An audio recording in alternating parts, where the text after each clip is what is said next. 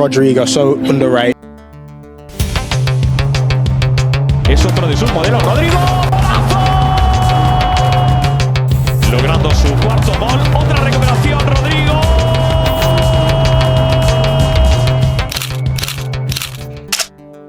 What if I told you Real Madrid's most dangerous weapon isn't the ones everyone's watching? Not the players with the biggest transfer fee, not the fastest feet or the loudest headlines, but the ones who wait in the shadows, who doesn't need 90 minutes to break you. Just a moment, one touch, one goal. The ones who show up when everyone else disappears. In a team of kings, he's not the crown, he's the dagger behind it. Rodrigo was never expected to become Real Madrid's most reliable weapon. He arrived as a teenager from Brazil, quiet, humble, talented, but not seen as a future leader of the team. He didn't come with the same noise as the others. He wasn't the face of global campaign, and he wasn't supposed to be the guy. But slowly, moment by moment, game by game, he became that guy. Rodrigo isn't loud. He didn't scream for attention, but when Madrid hearts start beating faster, when the music's play in Europe, when they are one goal away from disaster, that's when Rodrigo steps in, like clockwork. He doesn't just play in the big moments, he owns them. Let's go back to the Champions League semi-final in 2022. Manchester City has one foot in the final. The club was against Madrid. The crowds had gone quiet. The dreams were fading. Then came Rodrigo. In the 89th minute, he scored once. In the 91st, again, 2 goals in 2 minutes. The Bernabeu exploded, and just like that, the impossible became possible. It wasn't luck, it wasn't a fluke. It was Rodrigo being Rodrigo, calm, cool, and clinical. Time and again, he stepped into the game that Madrid were about to lose, and changed everything. He's not the hero you always notice, but he's the one you always need. That's what makes him so rare. Not just a goal, but when he scored them. Not just the passes, but why he makes them. He understands football in the way that many young players don't. And it's not just about Manchester City. Think about his play against Chelsea, or his goal finish against Liverpool. These aren't just great teams, they are elite with defenders who rarely make mistakes. Yet Rodrigo has made a habit of fighting their weak spots. He never rushes, he never emotional, and he always aware. Even in domestic competitions like La Liga and Copa del Rey, Rodrigo has shown his worth. His winner against Sevilla, his key roles in the Copa final against Osasuna. He stepped up not only in Europe but everywhere. That versatilities make him one of the Real Madrid's most complete attackers. Rodrigo doesn't play football the way most wingers do. He's not just speed and skill, he's smart.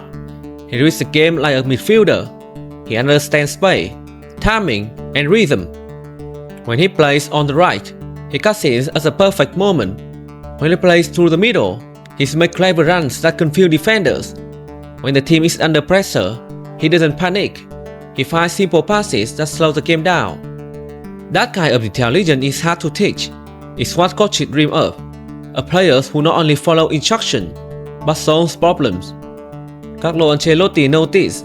That's why Rodrigo has played in so many positions.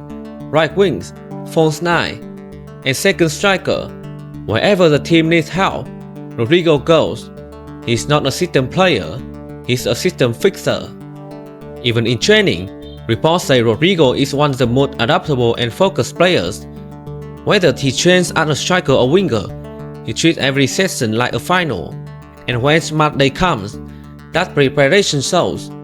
If you look only at numbers, you might miss what makes Rodrigo special. He doesn't score every week. He doesn't lead La Liga in assists. But when the game is tough, when Real Madrid needs something extra, he gives it. Take any big European night from the past 3 sessions, you'll probably see Rodrigo names on the score sheet or in the highlights. Not always first, not always flashy, but there. And it's not just the scoring, it's his positioning, his pressing, and his link-up play. He's make everyone around him better, especially the stars. Vinicius shines brighter when Rodrigo is on the field. Bellingham has more space to run. The midfield can breathe.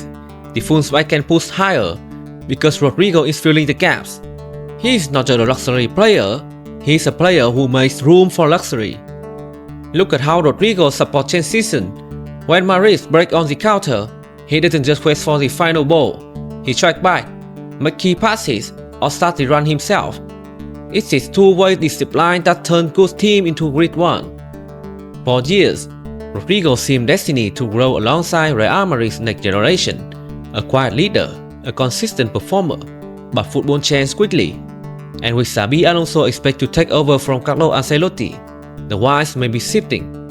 Alonso's football philosophy is modern, intense, and tactical. He values structure, positional discipline, and vertical speed. And while Rodrigo has always been flexible, the question is, does he fit the new vision? Reports inside the club suggest that Alonso is already building around the core players that include Bellingham, Vinicius, and Mbappe. He is one winger who chase play relentlessly, or forwards dominate the half space like second striker. Rodrigo, with his double style and patient positioning, may not be a part of that picture. There is no questioning his talent, but in his evolving Madrid side, with running style and fresh tactical demands, his time may be coming to an end. Arsenal have been monitoring Rodrigo for more than a year. Mikel Arteta admires his intelligence, his composure, his experience at highest level. Arsenal's young team needs exactly that kind of presence. Someone who had won the biggest trophies, but still had room to grow. Next summer, all signs point to the transfer. It won't be emotional, it won't be messy. There's a quiet goodbye between the club that never fully saw him and the players who get everything anyway. At Arsenal, Rodrigo could find something he hasn't had at Madrid, space to lead. Not just in moment, but across the season. He could be the one who ties it all together. Martinelli in one side, Saka on the other, Odegaard behind. Rodrigo, the silent energy. This is a new chapter, not because he failed in Spain, but because football sometimes forgets to make room for the quiet ones. Being underrated is hard. It means you do your job, do it well, but don't get the prize. You are the reason the team works, but others get the headlines. Rodrigo understands that. He doesn't need the spotlight, he just needs the ball, and when he gets it, he shows the world what Real Madrid fans already know. He is not just a part of the team, he is part of their identity. He is the calm in the storm, the smile before the shot, the silence before the scream. He is the reason this club keeps believing, even when it shouldn't. And it is not just the fans who notice.